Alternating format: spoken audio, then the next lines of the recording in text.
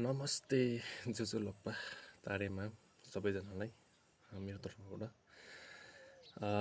मलाई यो भिडियो बनाउन त मन थिएन हैन। अब एक दुईजना भन्नाले पनि यहाँ छन् भेडाहरू, म भेडा नै भन्छु, त्यो व्यक्तिहरूलाई जो जति कुमारीको बारेमा हुन्छ नि सम्झाए बुझाए पनि उनीहरू बुझे पनि बुझ्न खोज्दैन के भेडाहरू।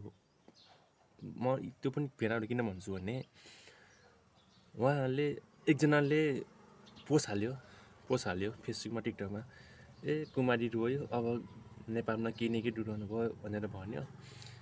अनि अरू भेडाहरू कमेन्टमा हो सही हो, यही हो, हुन्छ अब नेपालमा केही डुलाउन हुने भयो, यो हुने भयो, त्यो हुने हो भन्दै कमेन्ट गर्नुहुन्छ, भिडियो हाल्नुहुन्छ।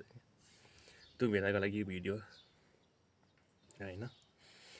हेर्नुहोस्, धेरैजना भेडाले भन्नुभएको थियो कि कुमारी माझु अब आफ्नो कुमारीबाट निक्लेपछि लाइफ एकदम गाह्रो हुन्छ भन्नुभएको थियो क्या धेरैजनाले कमेन्टमा टिकटक भिडियोमा फेसबुकहरूमा भन्नुभएको थियो क्या होइन।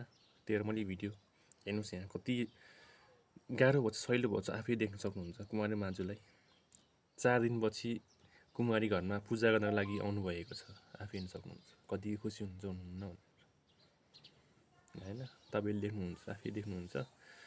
आफ्नै घरमा कुमारी घरमा पनि जानुभएको छ, कति खुसी हुनुहुन्छ भिडियोमा हेर्नुहोस् है।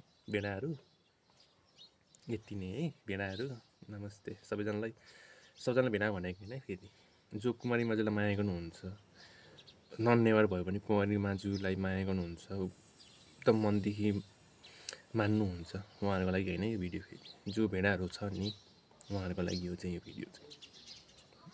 शुभ्या, धन्यवाद, थ्याङ्क यू।